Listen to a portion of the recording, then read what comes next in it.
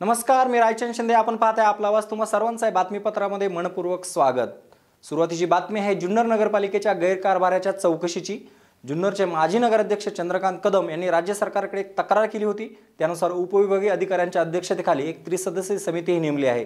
तसे आदेशही पुण्याचे जिल्हाधिकारी सौरभ राव यांनी दिले असून याबाबत आपला आवाजचे कार्यकारी संपादक सुरेश जिवाणी यांनी चंद्रकांत कदम यांच्याशी केलेली बातचीत पाहूयात. जुन्नर नगरपालिकेमध्ये 2014 ते 2016 या दरम्यान जुन्नर नगरपालिकेच्या प्रशासनाने आणि नगरसेवकांनी जवळजवळ 4 कोटी रुपयांचा भ्रष्टाचार केल्याचा आरोप जुन्नर नगरपालिकेचे माजी नगराध्यक्ष चंद्रकांतजी कदम यांनी केलेला आहे. यांच्या तक्रारीची दखल शासनाने गांभीर्याने घेतली असून जिल्हाधिकाऱ्यांना या चौकशीचे आदेश दिलेले आहेत. जिल्हाधिकाऱ्यांनी प्रांत कल्याण पांढरे यांच्या अध्यक्षतेखाली चौघांची समिती गठीत केलेली आहे आणि 15 दिवसामध्ये हा अहवाल मागितलेला आहे. नगरपालिकेने नेमका काय भ्रष्टाचार केला आहे, चंद्रकांतजी कदम यांची काय तक्रार आहे, आपण जाणून घेऊयात. चंद्रकांतजी कदम, काय सांगाल आपण? जुन्नर नगरपालिकेमध्ये आपण सांगताय का 4 कोटी रुपयाचा भ्रष्टाचार झाला आहे, कोणकोणत्या प्रकरणामध्ये झाला आहे आणि आपली तक्रार काय आहे? एकंदर शासनाकडे दिलेल्या तक्रारी 8 तक्रारी आहेत. पैकी पहिल्या टप्प्यामध्ये 4 तक्रारी प्रांत साहेबांकडे चौकशीला आल्यात. त्या 4 तक्रारीमध्ये जुन्नर नगर परिषदेला शासनाने LED लाईट खरेदी करण्यासाठी 1 कोटी रुपयाचा निधी दिला. हा निधी दिल्यानंतर नगरपालिकेने प्राथमिक ठराव केला का अंदाजपत्रक तयार करून घ्यावं. त्याप्रमाणे मुख्याधिकाऱ्यांनी तांबोळी अँड असोसिएट्स यांना अंदाजपत्रक तयार करण्यासाठी पत्र दिलं. परंतु तांबोळी अँड असोसिएट्स मुख्याधिकारी, बांधकाम विभाग प्रमुख यांनी मिळून शासनाने जो सुधारित आदेश दिलेला होता LED लाईटचा, तो यांनी बाजूला ठेवला, लपवला आणि हेतुपुरस्कर 2013-14चा DSR वापरून अंदाजपत्रक फुगून वाढवलं. तुम्ही जे सांगताय की नगरपालिकेने शासनाचा जो DSR होता तो त्या वर्षाचा न वापरता मागच्याप्रमाणे LED खरेदी केली, म्हणजे चालू DSR नगरपालिकेला माहीत नव्हता का केवळ पैसे खायचे म्हणून त्यांनी तो DSR दाबून ठेवला? आपण स्पष्ट काय ते सांगा. माहीत नव्हतं असं म्हणणं योग्य नाहीच आहे. कारण एवढी अब्जोवधी रुपयाचे कामं घेणाऱ्या असोसिएट्स यांना 2 महिन्यापूर्वी शासनाने काढलेला अध्यादेश हा माहिती नाही असं नाही होऊ शकत. कारण नगरपालिकेने नवीन अध्यादेश किंवा नवीन दराप्रमाणे LEDचे लाईट खरेदी का केल्या नाही? जुन्या दरपत्रकाने खरेदी करण्यामागचं कारण काय असू शकतं, आपल्याला काय वाटतं? याचं कारण या प्रशासन आणि पदाधिकारी यांना त्याच्यातला जो फरकाची रक्कम ती त्यांना वाटून घ्यायची होती. यांनी काय केलं, 2015-16ला जो शासनाने सुधारित DSR काढला त्याच्यामध्ये LEDची दर डायरेक्ट 26,000 रुपयाहून 10,000वर आले होते. तो जर वापरला असता तर यांना 10,000 प्रमाणे अंदाजपत्रक तयार करून त्याप्रमाणे खरेदी करावी लागली असती. म्हणून तो 15-16चा सुधारित DSR दर अध्यादेश यांनी बाजूला ठेवला. 13-14चा DSR रेट वापरून अंदाजपत्रक तयार केलं. त्या अंदाजपत्रकाला 15-16चं नाव दिलं. कदमजी, नगरपालिकेच्या कारभाराचं ऑडिट होत असतं. ज्यावेळेस अशा पद्धतीने कामकाज केलं, ऑडिटरने दप्तर तपासलं असेल, ऑडिटरच्या ही चूक लक्षात आली नाही का? नाही, ऑडिटरने तपासलं का नाही याची मला माहिती नाही. साहेब, नाही कदम साहेब, आपण नगरपालिकेचे नगराध्यक्ष होता, नगरपालिकेचं ऑडिट होतं की नाही? नगरपालिकेमध्ये ऑडिटर आहे, त्यांनी तपासलं का नाही हे मला सांगता यायचं नाही. परंतु शासनाचं जे ऑडिट येतं, शासनाचंच बोलतो, शासनाचं जे ऑडिट येतं ते टेस्ट ऑडिट असतं. टेस्ट ऑडिट म्हणजे ते संपूर्ण वर्षाचं तपासलं जात नाही. त्या वर्षभरातली एखादी एंट्री घेऊन ते तपासलं जातं आणि त्याच्या आधारे ते ऑडिट हे केलं जातं. आत्तासुद्धा मुंबईवरनं ऑडिट आलेलं आहे. नगरपालिकेच्या सगळ्या दप्तराची सरकारी ऑडिटरनी तपासणी करायला हवी. तर 100% माझी तरी मागणी आहे का नगरपालिकेच्या दर वर्षाच्या आर्थिक वर्षामध्ये होणाऱ्या प्रत्येक कारभाराची, प्रत्येक व्यवहाराची, प्रत्येक ट्रान्झॅक्शनची, कागदपत्रांची 100% तपासणी शासन दरबारी व्हायला पाहिजे. आता हे जे काल ऑडिट आलेलं आहे हे मुंबईवरनं महाराष्ट्र लेवलचा ऑडिट स्टाफ येतो, त्यांना मी भेटलो. त्यांना भेटल्यानंतर त्यांना मी हे दाखवलं. त्यांनी माझ्याकडे ही कागदपत्रं घेतली, त्याची त्यांनी गांभीर्याने दखल घेतली. ही कागदपत्रं ते आता तपासणार आहेत. जुना DSR दर आणि शासनाने सुधारित DSR दर याच्यामध्ये 44 लाख रुपयाचा फरक आहे. आणि हे 44 लाख रुपये यांनी तांबोळी असोसिएट पदाधिकारी आणि अधिकारी यांनी संगनमताने वाटून घेतलेले आहेत. म्हणजे 1 कोटी रुपये LED साठी आले होते, त्याच्यामध्ये 44 लाख रुपये भ्रष्टाचार झाला असं तुम्ही म्हणताय.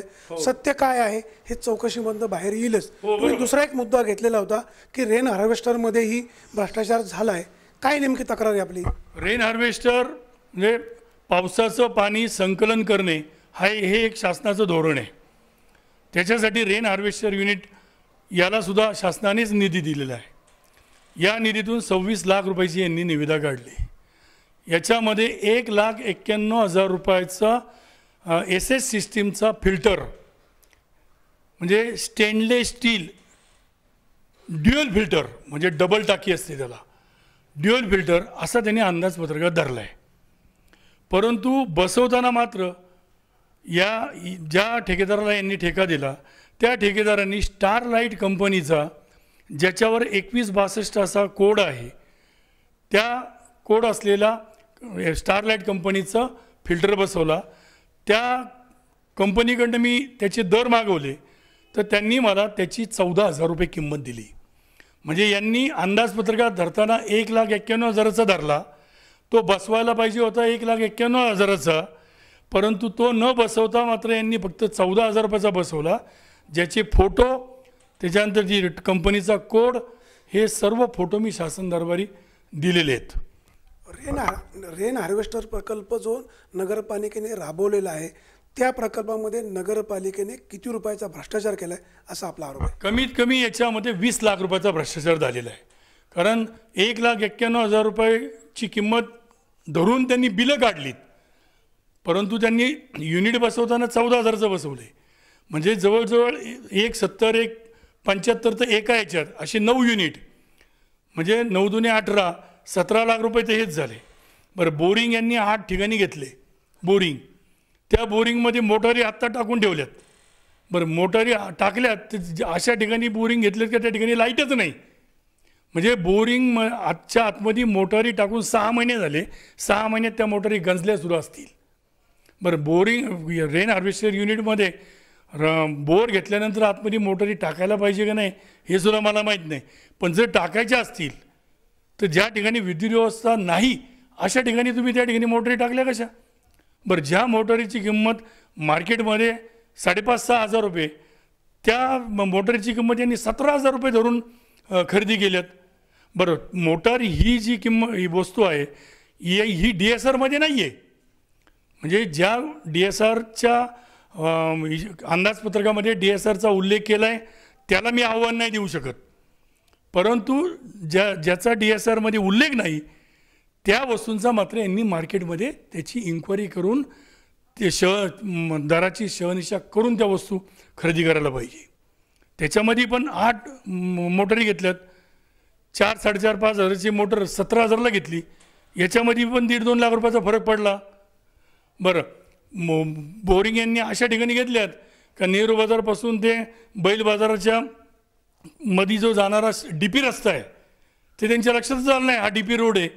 त्यांनी तिथं बोरिंग घेतलं, नंतर लक्षात आलं का हा DP रोड आहे, त्यामुळे तिथं त्यांनी रेन हार्वेस्टर युनिट बसवलं नाही. म्हणजे तिथं घेतलेला बोरिंगचा खर्च वाया गेला का? 305 रुपये प्रति मीटरनी DSRमध्ये बोरिंगचा भाव आहे. ॲक्च्युली वायर 55 रुपयाने फुटाने चालतो, पण तो DSR शासनाचा दर असल्यामुळं त्याच्या बाबतीत मला करावं लागेल. परंतु ज्या ठिकाणी आवश्यकता नव्हती तिथं घेतल्यामुळं ते बोरिंगचे पैसे वाया नाही गेले का? ही जबाबदारी कोणाची? बरं, मी माहिती मिळण्याच्या अधिकारामध्ये मला जेवढी माहिती मिळाली तेवढीच प्रकरणं मी शासनाकडे दिली. मला माहिती मागितल्यानंतर मला यांनी कधीच 30 दिवसाच्या आतमध्ये माहिती दिली नाही. मुद्दामून 30 दिवसात द्यायची नाही. मग मी फर्स्ट अपील करणार COकडं, मग COने ते माझं अपील फेटाळायचं, मग मी राज्य माहिती आयोगाकडे जायचं. याला 3-4 महिन्याचा एक कालावधी लावतात आणि नंतर मग मला ती माहिती देतात. माहिती पण अशी देतात का मला संदर्भ लागता कामा नाही. म्हणजे 1 नंबरचं पान दिलं तर मधली 3-4 पानं द्यायचीच नाहीत, मग 6 नंबरपासून द्यायची, मध्ये परत 7-8 नंबरची द्यायची नाही. मी MB मागितली तर त्याच्यातली काही पानं गाळ करून द्यायची का जेणेकरून मला या ठिकाणी संदर्भ लागू नये. जुन्नर नगरपालिकेचा कचरा डेपो महाबरी वस्तीमध्ये आहे. त्या ठिकाणी भूभरावाचा एक प्रकल्प राबवलेला आहे, त्याच्यामध्येही भ्रष्टाचार झालाय अशी आपली तक्रार आहे. नेमकं काय घडले या बाबतीतही माझी तक्रार आहे. तो जो भूभराव आहे, शास्त्रोक्त पद्धतीने भूभराव करणे हा जो शासनाचा उपक्रम आहे, त्याच्यासाठी शासनाने एक परिपत्रक दिलं आहे. त्या परिपत्रकामध्ये शास्त्रोक्त पद्धतीने भूभराव करण्याच्या कामी नगरपालिकेने लोकांचा सहभाग घ्यावा आणि लोकांचा सहभाग घेऊन ते काम पूर्ण करावं. नंतर त्याच्यावर कर आकारणी करावी आणि कर आकारून नंतर जो सहभाग घेईल त्याच्यामध्ये पर्सेंटेज वाटून घ्यावं, अशा पद्धतीचं ते परिपत्रक आहे. यांनी ते परिपत्रक बाजूला ठेवलं आणि नाशिकची एक कंपनी आहे, त्या नाशिकच्या कंपनीकडं ठेकेदार प्रमाणपत्रसुद्धा नाही. अशा त्या कंपनीला यांनी ते डायरेक्ट 54 लाख रुपयाचं काम दिलं. फक्त खड्डा करून ठेवला आहे. बाकीचं बिलं काढण्यासाठी यांनी मेजरमेंट बुक म्हणजे MBA रेकॉर्ड जे असते त्याच्यावर बोगस नोंदी घातल्या.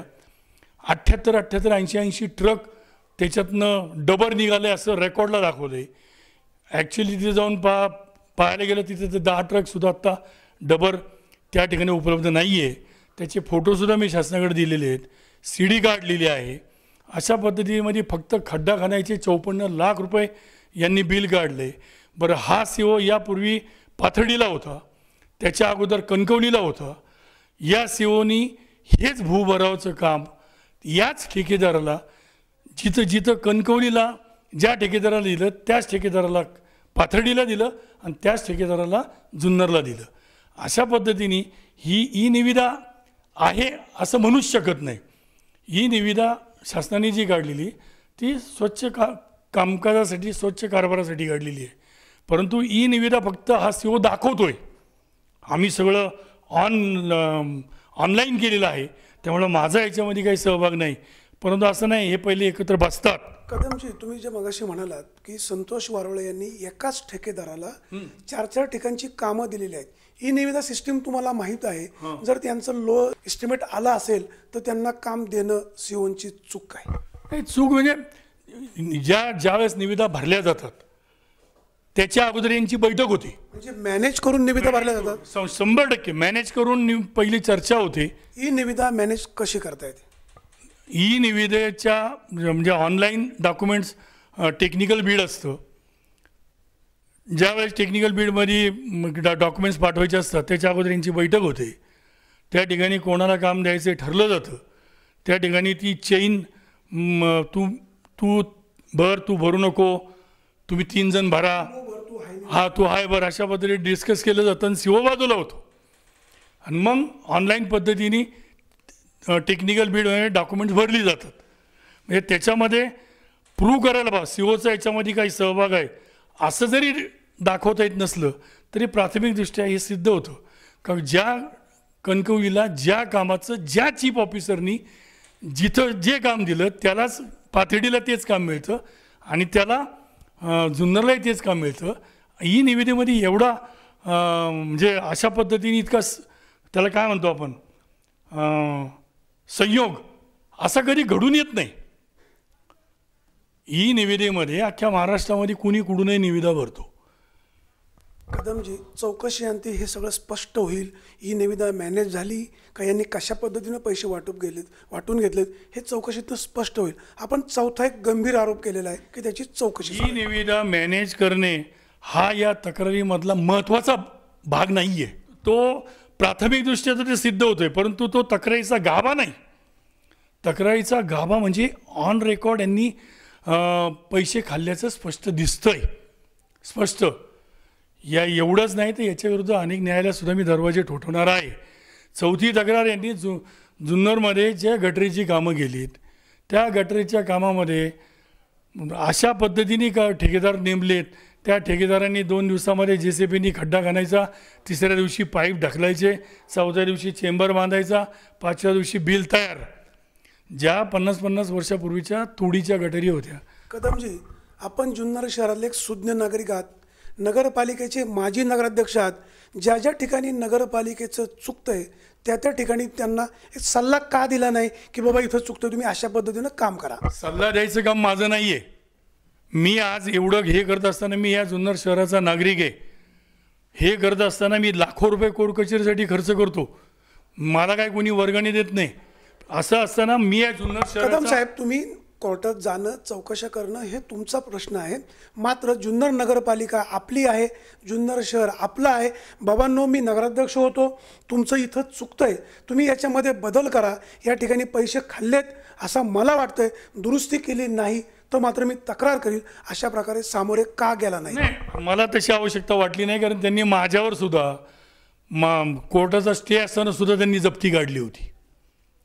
जर त्यांना एवढा कायदा कळतो तर कायदा मलाही कळतो, हे मला त्यांना दाखवून नगरपालिकेचे ज्या बाबी चुकतात ते तुम्ही निदर्शन आणल्यामुळं नगरपालिका खोडसाळपणे तुम्हाला पण त्रास देते, खूप भयंकर त्रास देते. माझ्या माहिती मिळवण्याच्या अधिकारामध्ये कलम 7(6) प्रमाणे 30 दिवसाच्या आतमध्ये जर माहिती दिली नाही तर ती 30 दिवसानंतर विनामूल्य देण्यात यावी असा माहिती अधिकारातला कायदा म्हणतो. पण कमीत कमी 20 तक्रारीमध्ये यांनी माझ्या 16 ते 17 तक्रारी अशा फेटाळल्या की जेणेकरून मला राज्य माहिती आयोगाकडे जावं लागलं. आत्ता फक्त ही काल बातमी आल्यानंतर त्यांनी 2 तक्रारीमध्ये मला विनामूल्य माहिती देण्याचे आदेश दिलेत आणि ती माहिती मी आज घेऊन आलो आहे. यांनी मला किती त्रास देऊ द्या, मी स्वतःला कधी त्रास करून घेत नाही.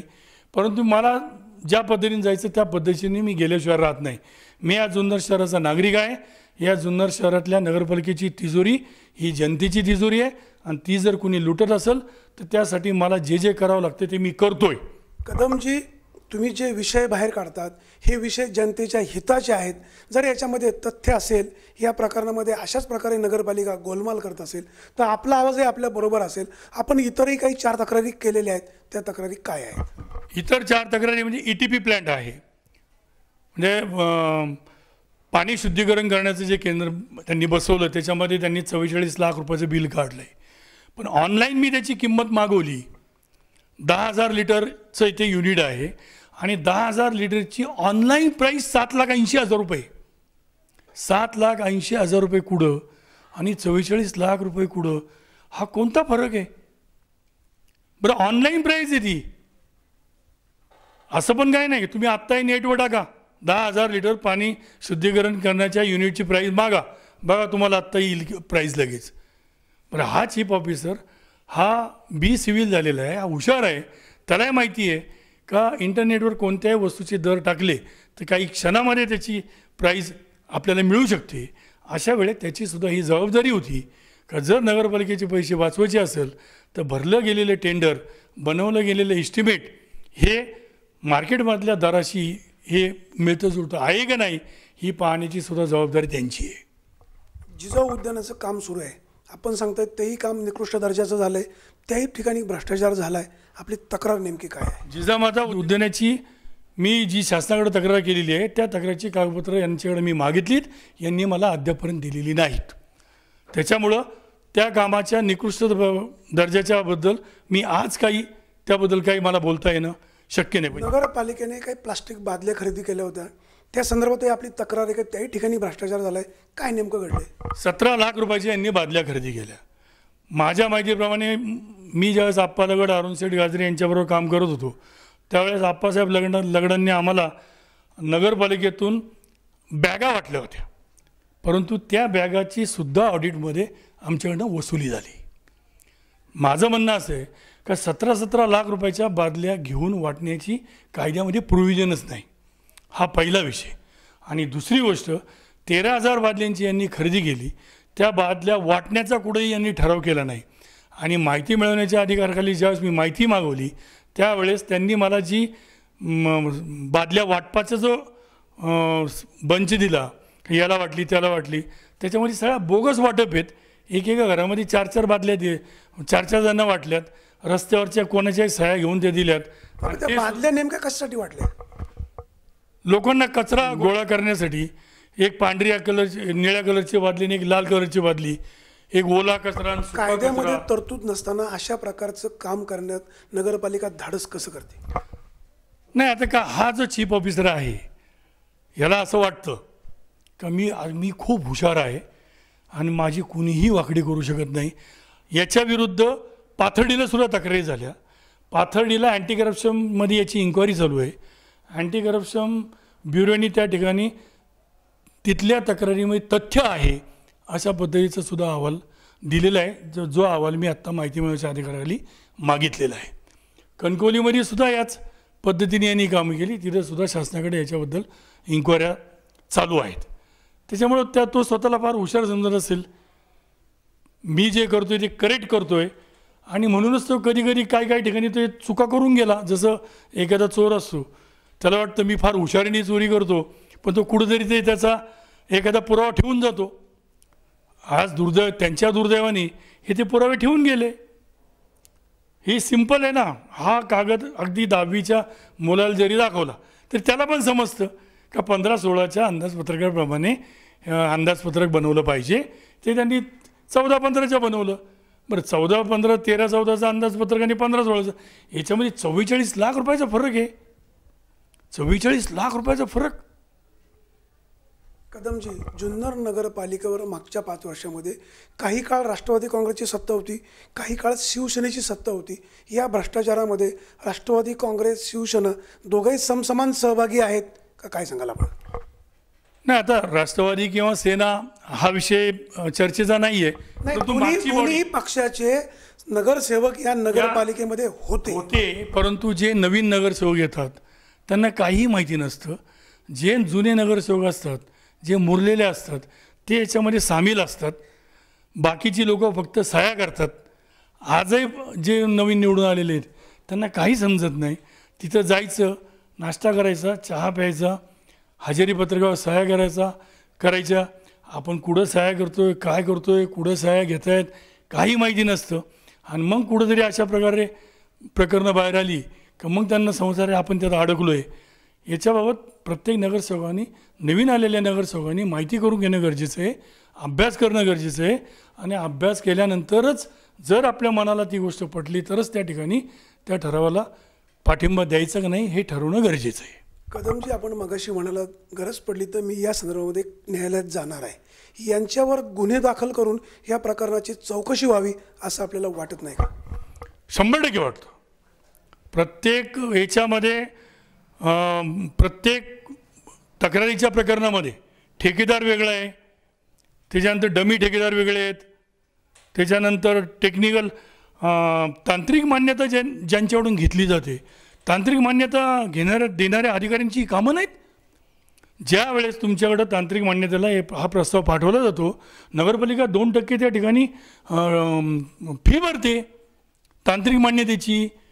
मग तांत्रिक मान्यतेची ज्यावेळेस 2% फी भरली जाते त्यावेळेस कार्यकारी अभियंता, सार्वजनिक बांधकाम विभाग यांची ही जबाबदारी आहे का यांनी दिलेले दर हे बरोबर आहेत का. जर ते बघत नसतील आणि ते जे जबाबदारी झटकून त्या ठिकाणी जर परवानगी देत असतील तर ती त्यांची चूक आहे. उद्या मी त्यांनासुद्धा न्यायालयात ओढल्याशिवाय राहणार नाही.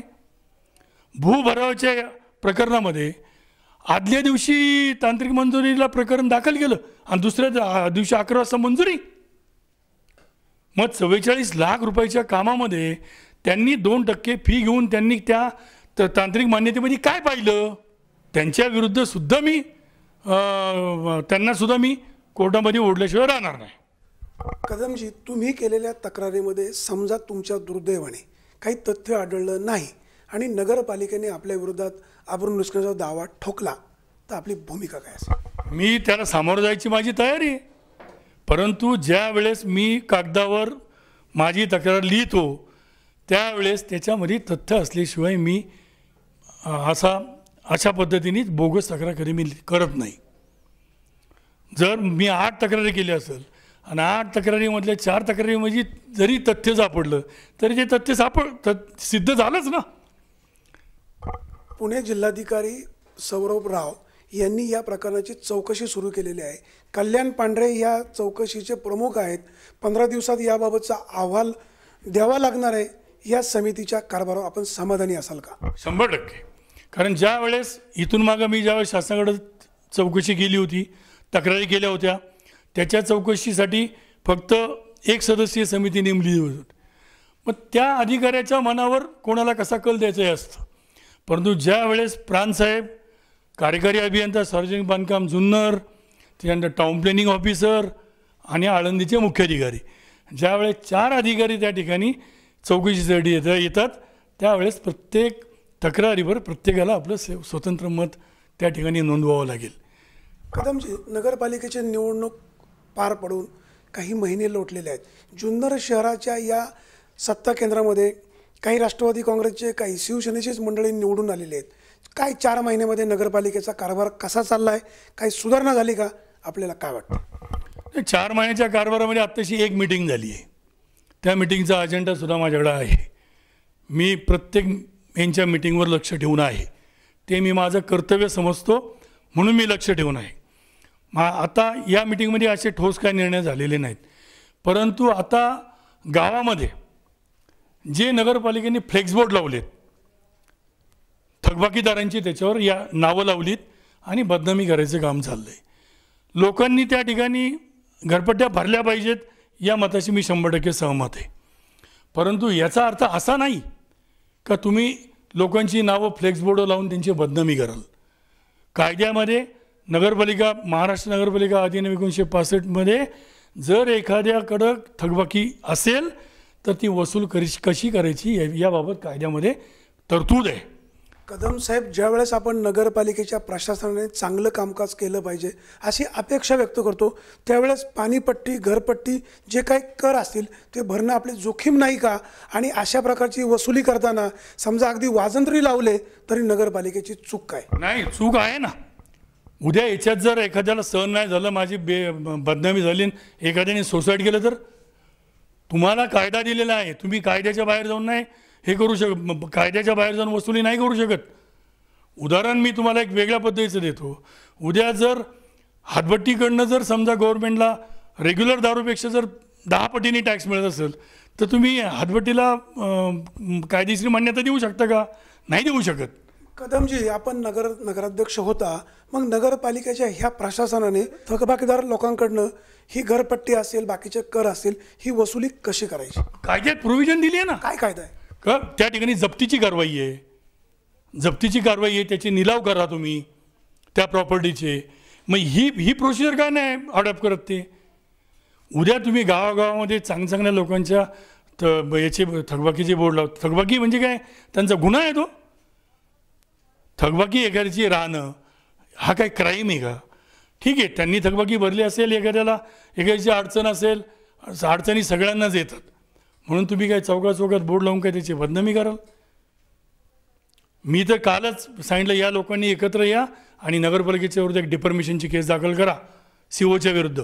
याला काय सीओनी काय मंजुरी घेतली नसेल कौन्सिलची? अशा पद्धतीने कौन्सिल मंजुरी देऊ शकत नाही का तुम्ही या लोकांचे बोर्ड लावा आणि लोकांची बदनामी करा. प्रत्येक गोष्टीला कायदा आहे वाणी साहेब. कायद्याच्या बाहेर तुम्ही नाही जाऊ शकत आणि नाही जायला पाहिजे. जुन्नर नगरपालिकेचा कारभार कशा पद्धतीनं सुरू होता हे कदमजी यांनी हे प्रकरणामुळे चव्हाट्यावर आणलेलं आहे. शिवाजी महाराजांच्या जन्माने पुनीत झालेलं हे जुन्नर शहर आहे. शिवाजी महाराजांना अशा कारभाराची कधीच अपेक्षा नव्हती व असणार नाही. जुन्नर नगरपालिकेमध्ये जर अशा पद्धतीने भ्रष्टाचार होत असेल तर नक्की नगरपालिकेत चाललं आहे काय? कुठंतरी पाणी मुरतं आहे अशी प्राथमिक शंका निर्माण होते. अशाच पद्धतीनं गलथान कारभार असेल तर आपला आवाजची भूमिका सत्याच्या पाठीशी असेल. आपण पाहिलं चंद्रकांत कदम काय म्हटले, पण जुन्नर नगरपालिकेचे नगराध्यक्ष श्याम पांडे यांची बाजूही आपल्या आवाजाने जाणून घेतली. पाहूयात श्याम पांडे काय म्हणाले. जुन्नर नगरपालिकेचा कारभार अतिशय चांगल्या पद्धतीनं सुरू आहे असा दावा नगरपालिकेचं प्रशासन आणि नव्यानेच नियुक्त झालेले नगराध्यक्ष म्हणून श्यामराव पांडे यांचं म्हणणं आहे. तथापि 2014 ते 2016 या कालावधीमध्ये नगरपालिकेमध्ये जवळजवळ 4 कोटी रुपयाचा भ्रष्टाचार झाल्याचा आरोप माजी नगराध्यक्ष चंद्रकांतजी कदम यांनी केलेला आहे. या प्रकरणाची चौकशी सुरू आहे. 15 दिवसामध्ये चौकशी अहवाल जिल्हाधिकाऱ्यांना प्रांत कल्याण पांढरे यांना देणं आहे.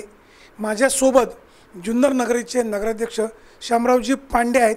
आपण यांच्याकडनं समजून घेणार आहोत की नेमकं हे प्रकरण काय आहे.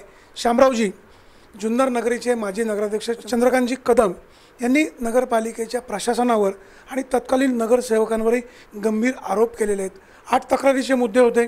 4 तक्रारीच्या मुद्द्यांवर शासनाने याबाबतची चौकशी लावलेली आहे. सगळीकडेच या प्रकरणामध्ये चर्चा होते. वस्तुस्थिती काय आहे आणि त्यांच्या आरोपात कितपत तथ्य आहे? वाणीसाहेब, आता तुम्ही जे सांगितलेलं आहे, माननीय चंद्रकांत कदम यांनी ज्या नगरपालिका आरोप लावलेले आहेत, निश्चितच एक जुन्नर शहरामध्ये जबाबदार नागरिक आहेत, कायदे पंडित आहेत, त्यांना बऱ्याचशा गोष्टीमध्ये माहिती आहे. परंतु अडचण अशी एक आम्हाला गोष्टी प्रामुख्याने जाणवती आहे की हा विषय झाला 2014-2016च्या काळामध्ये. डिसेंबर 2016मध्ये मी इथं नगराध्यक्ष म्हणून कारभार स्वीकारलेला आहे. त्यावेळेस तुम्ही नगरसेवक पण होता? मान्य ना मला, मी होतो, माझे अनेक सहकारी होते, मी माझी जबाबदारी नाकारत नाही त्या गोष्टीची. परंतु परत त्यावेळेस आम्ही विरोधामध्ये होतो. आणि साहेब, याच्यामध्ये विषय असा आहे की राज्य शासनाकडनं दरवेळेला ऑडिट हे केलं जातं. त्यावेळेस त्या जिल्ह्यातल्या 2-2 नगरपालिका, कुठल्या जिल्ह्यातली 1 नगरपालिका ही ह्या ऑडिट माध्यमातून घेतली जाते. त्यामुळे यावेळेस जुन्नर नगरपालिकेचा नंबर आहे. ठीक आहे, तुम्ही म्हटल्याप्रमाणे माननीय चंद्रकांत कदम यांची मागणी केलेली वगैरे आहे. जर या आरोपामध्ये तथ्य असेल आणि जर ह्या चौकशी समितीने जर कधी नगरपालिका प्रशासनाला कधी दोषी ठरवलं तर कुठल्याही परिस्थितीमध्ये आम्ही कुणाचीही गय करणार नाही. चंद्रकांत कदमांच्या ह्या मुद्द्याशी आम्ही 100% सहमत असू. परंतु याच्या बाब अशी आहे साहेब की जेव्हा एखादी गोष्ट होती ती बाय प्रोसिजर होती. नगरपालिकेच्या नगरसेवकांचं काम काय आहे? एखाद्या गोष्ट ठराव करून देणे गावाच्या विकासाच्या दृष्टीने. तो ठराव पास केल्यानंतर त्याची टेंडर प्रोसिजर करणे, TSने प्रशासकीय मंजुरी करणे किंवा अनेक ज्या पुढच्या बाबी आहेत हे काम करणं प्रशासनाची जबाबदारी आहे. प्रशासनाची जबाबदारी असताना आम्ही एक जबाबदार नागरिक आहोत, गावामध्ये देखील अनेक जबाबदार नागरिक आहेत. त्यांची एक जबाबदारी प्रशासन काम कशा पद्धतीने करतं म्हणजे अंकुश राहिला पाहिजे. त्या अनुषंगाने आम्ही इथं असतो सगळेजण. ह्या गोष्टी होत असताना आज मी तिला हे 14-15चं ऑडिट, 15-16चं ऑडिट देखील या पूर्व काळात ज्या लोकल अथॉरिटी असतात आपल्याकडे जे नेहमी येतात त्यांनी ते पूर्ण केलं, त्यांनी त्या क्लीन शीट दिलेली त्या गोष्टींना. त्या गोष्टी थर्ड पार्टी ऑडिट देखील झालेला आहे. आता हे केल्यानंतर देखील ह्या ऑडिटची मागणी केली गेलेली आहे. 14-15चं ऑडिट झाले साहेब. आपलं जे आपण जे दर साला वर्षाप्रमाणे ऑडिट करतो ते ऑडिट झालेलं आहे. आणि त्या आता ऑडिटवरती पुन्हा हे ऑडिट आता आलेलं, म्हणजे ऑडिट केलं त्याच्याबद्दल पुन्हा एकदा चेकिंग ते वरच्या लेवलने हाय लेवलने होती आहे. तर आमचं त्या गोष्टीचं आम्ही स्वागतच करतो. जर खरंच जर या प्रकरणामध्ये दोष असेल ना तर त्याला 100% शिक्षा व्हायलाच पाहिजे जे कोणी दोषी असले. कारण जुन्नर नगरपालिकेच्या आम नागरिकांचे पैसे कोणाचे वैयक्तिक खाजगी मालमत्ता नाही आहे, आम जनतेचे पैसे आहेत. त्यांनी जो आवाज उठवलेला आहे ह्या आवाजामध्ये जर 100% तथ्य असेल तर आम्ही त्यांचे 100% समर्थन करतो. फक्त एक दुर्दैव असं वाटतं की आज एक कदम साहेब हे जबाबदार नागरिक आहेत, माजी नगराध्यक्ष आहेत. प्रश्न असा आहे की त्यांनी जे आरोप केलेले आहे, शिवाजी महाराजांचं हे जन्मस्थळ, शिवाजी महाराजांचं जन्मभूमी जुन्नर शहर आहे. या शहराची अशा प्रकारे बदनामी पण होते. जर हा विषय चर्चेने सुटला तर आपली भूमिका काय राहील? 100% चर्चेने अनेक प्रश्न सुटू शकतात. या पूर्व काळामध्ये ते का आले नाही, कशामुळे आले नाही ते त्यांनाच माहिती असेल काय काय नाही. पण इथून पुढच्या काळामध्ये देखील ज्या ज्या वेळा त्यांच्या माहितीची सल्ल्याची गरज पडेल किंवा मला ज्या कुठं मला एखाद्या गोष्टी मी अडचण लावली आहे तर मी स्वतःहून त्यांच्याकडे सल्ला घ्यायला घरपोच जाईल आणि कुठल्या गोष्टी माहिती त्यांच्याकडे मी जाणून गेले. तुम्हाला कुठल्या कामाला सल्ला लागला, तुम्ही त्यांना बोलवाल, हा विषय वेगळा आहे. ज्या प्रकरणाची इन्क्वायरी सुरू आहे किंवा असे त्यांचे जे काही मुद्दे असतात या संदर्भामध्ये तुम्ही त्यांच्याशी सकारात्मक भूमिका घ्याल का किंवा डायलॉग कराल का, काय सांगाल? निश्चितच करणार मी डायलॉग साहेब. याच्यामध्ये डायलॉग केल्याने प्रश्न त्यांचे जे काय म्हणणं आहे त्यांच्या पण कसं असतं साहेब माहिती का, याच्यामध्ये त्यांच्या म्हणण्यामध्ये 100% तथ्य असेल. चर्चेतनं आम्ही बसणार, मार्ग काढायचा प्रयत्न करणार. पण पुन्हा याच्यामध्ये काय होऊ शकतं बाबा की आणि हे बसले कशा काय कॉम्प्रोमाइजची भूमिकेसाठी बसले का तडजोडीसाठी बसलेले, असं कुठल्या याच्याचा मॅसेज बाहेर जायला नको चुकीच्या पद्धतीचा. आज जे ऑडिट जे आलेलं आहे ह्याचा ऑडिट आपण ना करू शकत नाही आहे. ह्या गोष्टी झाल्यानंतर इथून पुढच्या काळामध्ये जेव्हा अशा कुठल्या गोष्टी होतील तेव्हा कदम साहेबांनी परस्पर कुठं जाण्यापेक्षा आपण इथं चर्चा करू. आपल्या गावाची बदनामी होऊ नये, लोकांच्या पैशाचा अपयोग कुठं होऊ नये, त्यांची देखील तीच भूमिका आहे, आमची देखील तीच भूमिका राहणार आहे. त्यामुळे येणाऱ्या काळामध्ये आम्ही सगळं प्रथम चर्चा करून त्यांना जर नाहीच कुठल्या गोष्टीचं पडलं तर प्रत्येकाच्या मार्ग. या निमित्ताने तुम्ही त्यांना आव्हान काय कराल? निश्चितच या माध्यमातून मी त्यांना आव्हान असे करेल की कदम साहेब ज्या ज्या वेळा कुठे तुम्हाला जुन्नर नगरपालिकेच्या माध्यमातून चुका जाणवतील, कुठं कारभार करताना चूक जाणवेल किंवा ते एकटेच नाही असे जुन्नर शहरातले कुठले नागरिक जबाबदार नागरिक असतील यांच्या माध्यमातून तर आमच्याशी एकदा येऊन चर्चा करा की असं काय झालं की याच्यामागची पार्श्वभूमी तपासून बघा. जर तुम्हाला मी माझ्या अन्य सहकारी कुठं दोषी आढळले, कुठं गिल्टी आढळले, कुठं याच्यामध्ये आढळले तर तुम्ही ज्या पद्धतीने कारवाई करा. किंवा तसं नसेल तर पहिली शहानिशा करू, एखाद्या गोष्टीचे चांगलं वाईट आम्हाला तुम्ही सल्ला द्या आणि मग आपण काय असेल तर सगळ्या जुन्नर शहराच्या विकासाच्या दृष्टीने आपण सगळ्या पुढची वाटचाल करू काय करायची त्या माध्यमातून. निश्चितच तुमच्या माध्यमातून मी ही सांगेल तुमच्या सल्ल्याची आम्हाला वेळोवेळी गरज राहणार आहे आणि तुमचा सल्ला आमच्यासाठी मोलाचाच ठरणार आहे. जुन्नर नगरपालिकेची जी आउटस्टँडिंग घरपट्टी आहे ती वसुली करताना तुम्ही काही फ्लेक्स लावलेले आहे. त्यांचा आरोप असा आहे की अशा पद्धतीने तुम्ही लोकांची बदनामी करू शकत नाही, अशा प्रकारे वसूल करण्याची पद्धत नाही, काय सांगाल? वाणीसाहेब, ही नगरपालिका एक संस्था आहे. आज आपण आपलं जेव्हा घर चालवतो तेव्हा घरामध्ये देखील आपल्याला प्रत्येक पैसे तजवीज कशी करायची, कुटुंब कसं चालवायचं असं असतं. आज नगरपालिकेचा एवढा मोठा गाडा चालवत असताना नगरपालिकेला जर मिळणारे इन्कम सोर्स एकदम माफक आहेत. आपल्याकडे घरपट्टी असेल, पाणीपट्टी असेल, थोडेफार आमचे व्यापारी संकुल, आपल्याकडे इन्कम सोर्स मोठ्या प्रमाणात नाही आहे. त्यात आमची कुणाचीही भावना ही जुन्नर शहराच्या नागरिकाची बदनामी व्हावी अशी अजिबात नसते. पण एक जबाबदार नागरिक म्हणून प्रत्येक नागरिकाचं काम आहे की आपण विहित वेळेमध्ये आणून आपली जे कर आहेत हे नगरपालिकेने जमा करावे. दुर्दैवाने आज मार्च एंड होत आलेले आहे, 50-60% फक्त वसूल झालेले आहेत. त्या माध्यमातून आम्ही वसुली दृष्टीने उचललेलं पाऊल आहे आणि आमच्याकडे याच्यामध्ये शासनाचे निर्देश देखील आहे. आता हे करत असताना आम्हाला देखील हे गोष्टी करणं हाऊस नाही आहे. पण मी संस्था आम्ही चालवणं कसं, प्रशासन चालवायचं कसं, पुढे आज प्रत्येक गोष्टी मेंटेनन्स सांभाळायचा कसा, वसुली अशा तुम्ही पुढे काय करता, शासनाचे मिळणारे निधी त्याच्यावर अवलंबून आहेत. तुमच्या थकबाकीवर तुमच्या नगरपालिकेचा रेशो ठरला जातो, अनेक गोष्टी याच्यावर ठरलेल्या आहेत. तर वसुली दृष्टीने उचललेलं पाऊल आहे आणि ते पूर्णपणे कायदेशीर गोष्टींना धरून उचललेलं आहे जे आहे ते. तुम्ही सत्तेवर येऊन 3 महिने झालेले आहेत. आपण पारदर्शक कारभाराचा लोकांना शब्द दिलेला होता, काय सांगाल आपण? निश्चितच आता अशी आमच्या कामकाजाला कुठेतरी सुरुवात झालेली आहे. वाणीसाहेब तुमच्यासारखे ज्येष्ठ पत्रकार आमच्यावर देखील लक्ष ठेवून असणार आहेत. येणाऱ्या काळामध्ये किंवा आजपर्यंत 3 महिन्यात देखील नगरपालिकेच्या माध्यमातून 100% इथून पुढच्या 5 वर्षाच्या काळामध्ये हा पारदर्शकच कारभार केला जाणार. नगरपालिका ही लोकांच्या सेवेसाठी आहे, आम्ही लोकांच्या सेवेसाठी आहोत. त्यामुळे त्याच्यामुळे कुठल्या प्रकारचा भ्रष्टाचार होणार नाही किंवा असे आरोप देखील आमच्यावरती येणाऱ्या काळामध्ये होणार नाहीत. याची आम्ही पूर्णपणे जबाबदारी खातरजमा करून घेतल्याशिवाय आम्ही पुढची पावलं टाकणार नाही. हे देखील मी आपल्या माध्यमातून जुन्नर शहराच्या नागरिकांना सांगू इच्छितो. पांडेसाहेब, यावर्षी उन्हाळा कडक आहे. मागील वर्षी जुन्नरकरांना टँकरनी पाणी घ्यावं लागलं. यावर्षी नगरपालिका कशा प्रकारे प्रिकॉशन घेते, काय प्लॅनिंग आहे? वाणीसाहेब, मागच्या वेळेला जो प्रकार झालेला आहे, निसर्गाचा एकदा कोप झाला तर तुम्ही आम्ही त्या गोष्टी काहीच करू शकत नाही. आत्ता मी ह्या मीटिंगला देखील विषय घेतलेला आहे की नगरपालिकेचं बंधारे साठवण क्षमता जी आहे यात आम्ही वाढवणार आहे. म्हणजे आम्ही संबंधित पाटबंधारे विभागाची चर्चा करून त्याच्या उंची वगैरे वाढवण्या वगैरे अशा ज्या गोष्टी त्या पहिल्या करणार आहात. दुसरी गोष्ट म्हणजे जानेवारी महिन्यातच आम्ही इथं निवडून आल्याच आम्ही सर्व विभाग म्हणजे इरिगेशन डिपार्टमेंटला असेल, कलेक्टर साहेबांना असेल, आम्ही स्वतः पत्र व्यवहार लेखी केलेला आहे की आमचं तुम्ही आवर्तन सोडा. ते आता आवर्तन सोडणं हा खूप मोठा विषय आहे. ते काय करायचं म्हणजे मला काय करायचं, पण जुन्नर शहराचा असलेला रिझर्व्ह पाणी कोठा जो आहे हा आमचा त्या ठिकाणी राहिलाच गेला पाहिजे. अन्यथा आमच्या जुन्नर शहराच्या नागरिकांचं तीव्र आंदोलन तुम्हाला इथून पुढच्या काळात बघायला मिळेल. त्यांनी आम्हाला ठिकाणी 100% सांगितलं की जुन्नरचा कोठा हा आम्ही तुम्हाला रिझर्व्ह ठेवणार म्हणजे ठेवणार, त्याच्यामुळे कुठल्याही प्रकारची अडचण येणार नाही. परत आम्ही ह्या माध्यमातून देखील कलेक्टर साहेबांकडे 10-15 तारखेपर्यंत सर्वपक्षीय शिष्टमंडळ नगरपालिकेतलं घेऊन देखील आम्ही जाणार आहोत. ते देखील चर्चा आमच्या त्या बाबतीमध्ये झालेली आहे. जुन्नर नगरपालिकेचं कामकाज चांगलं आहे. जुन्नर नगरपालिकेवर ही नवीन मंडळी सत्तेवर येऊन अवघे 3 महिने झालेले आहेत. चंद्रकांत कदम यांच्या आरोपात तथ्य असेल तर त्या प्रकरणाची चौकशी व्हायला हवी. अगदी आम्ही दोषी असलो तरी आमच्यावरही कारवाई व्हायला हवी. त्याचबरोबर चंद्रकांत कदम हे ज्येष्ठ आहेत, आमच्याशी त्यांनी चर्चा करायला हवी. हा प्रश्न चर्चेने सुटू शकतो अशी भूमिका शामराव पांडे यांनी सोज्वळपणाने घेतलेली आहे. तेवढाच मोठेपणा दाखवून चंद्रकांत कदम यांनी जर अशा प्रकारे चर्चा करून हा विषय संपवता आला तर जुन्नर शहराचं भवितव्य, जुन्नर शहराचं नाव निश्चित वाढेल. कॅमेरामन लक्ष्मण दातखेसह सुरेश वाणी, आपला आवाज, जुन्नर.